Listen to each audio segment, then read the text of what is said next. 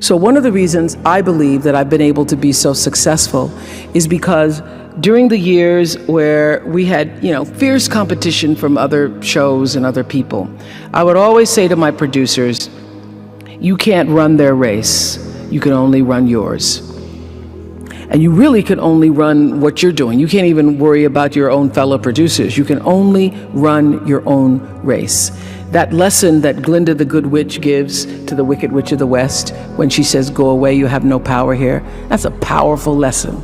Because I have seen over the years in so many interviews and even in my real life experiences, people losing their power because you're giving your power to other people.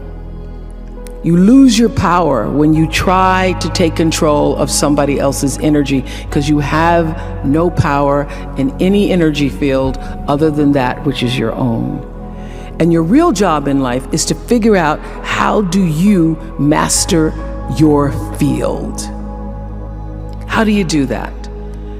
By consistently choosing love, by living in the space of gratitude, and knowing that that power that you feel from time to time comes from a source that is greater than yourself, because nobody gets out of here alone. Nobody is making it alone. And when you are trusting when you are afraid, when you are sad, when you are unable to make a decision, when you are challenged, when you are moving in the direction of all that which is fearful, it's because you're trusting in your own power. I couldn't get here by my little bitty ego self. When you look at where I've come from, a little town, apartheid town in Kosciuszko, Mississippi in 1954, where there were more lynchings of black men per capita than any place else in the world, where you had to be off the streets, literally, when white people walked down the streets, where there was no vision or hope for you as a black man or black woman other than being a domestic or teaching in the colored school. And my ability to step into literally the flow and grace that I call God is what has gotten me here. And I consistently mind that, because having a spiritual life isn't something that you can attain because you already are a spiritual life.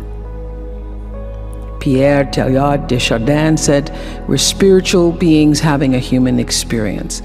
I know this to be true. So it's not like you can go out seeking a spiritual life. You already are one. And the real job is for you to become aware of the soul's calling and the spirit that resides in, above, around, and through you, and be about the business of fulfilling that. There is no one else in creation like you. There's nobody like you. And what you've come to do and what you have to offer is like no other, even if they're all doing the same thing. There is no real doing in the world without being first. For me, being, your presence, your connection to yourself and that which is greater than yourself is far more important than what you do, but also is the thing that fuels what you do. And I know that one of the things that is so important for what happens here at the graduate school is that you have leaders who are self-actualized and understand what your contribution to change the world can be. You can only do that if you know yourself. You can only do that you cannot do it unless you take the time to actually know who you are and why you are here. Now, I happen to know for sure that every human being comes called, and that the calling goes beyond the definition of what your job is. There is an innate, supreme moment of destiny for everybody. And that's why when I was in Baltimore, I could feel this isn't it, this isn't it. And then in Chicago, after 25 years of success on the show, I started to feel this isn't it, there's something more, something more, something more that's calling me to what is the supreme moment. And everybody has that. And you cannot fulfill it unless you have a level of self-awareness, to be connected to what is the inner voice or the instinct. I call it your emotional GPS system that allows you to make the best decisions for yourself. And every decision that has profited me has come from me listening to that inner voice first. And every time I've gotten into a situation where I was in trouble, it's because I didn't listen to it. I overrode that voice, that instinct with my own head, my own thinking. I tried to rationalize it. I tried to tell myself, but okay, you're gonna make a lot of money, oh no. And so I sit here profitable, successful by all the definitions of the world. But what really, really, really resonates deeply with me is that I live a fantastic life. My inner life is really intact. I live from the inside out. And so everything that I have because I let it be fueled by who I am and what I realize my contributions to the planet. And what my real contribution is, it looks like I was a talk show host. It looks like, I'm in the movies. It looks like, I have a network. But my real contribution, the reason why I'm here, is to help connect people to themselves and the higher ideas of consciousness. I'm here to help raise consciousness. I live by the third law of motion in physics. For every action, there's an equal and opposite reaction. That is my religion. I know that what I'm thinking and therefore going to act on is going to come back to me in a circular motion, just like gravity, like what goes up comes down. And so what also propels the action is the intention. So I don't do anything without being fully clear about why I intend to do it, because the intention is going to determine the reaction, the result, or the consequence in every circumstance. I don't care what it is. Everything is fueled that comes from me really wanting to be a better person on earth. And this is what I know to be true.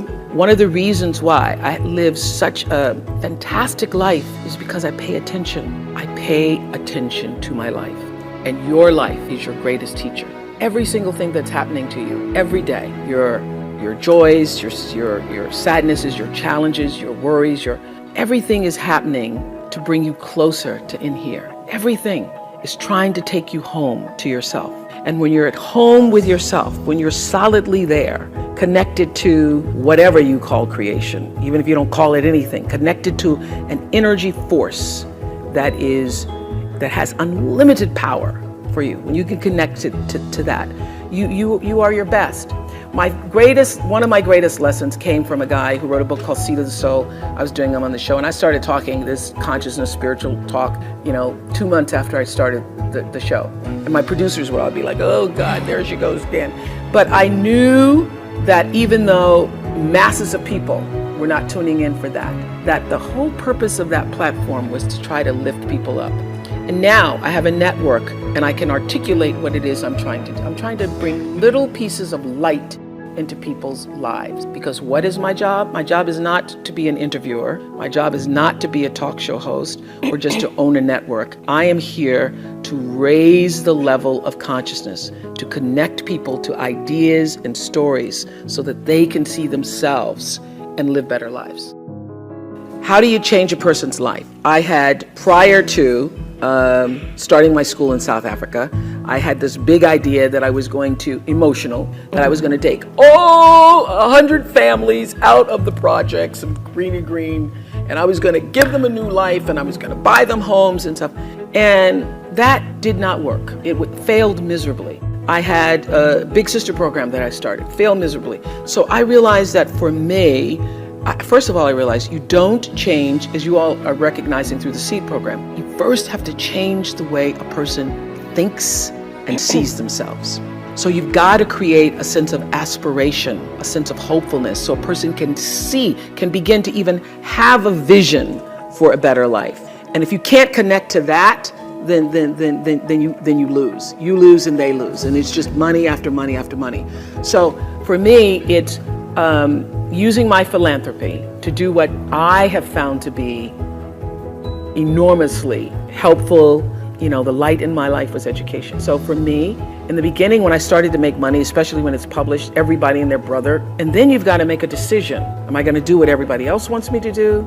Or am I going to be led by who I really am? And I learned, as will happen to anybody who's successful in your family, people start treating you like the First National Bank, and you've got to decide. You've got to draw the boundaries yourself and decide how are you going to use your money, your talent, your time in such a way that it's going to serve you first, because if it doesn't allow you to be filled up, then you get depleted. So my decisions are now emotional and logical, meaning I choose education, but I do it in such a way that's actually going to benefit the person that I'm serving. Then it's not just, oh, I want to help people.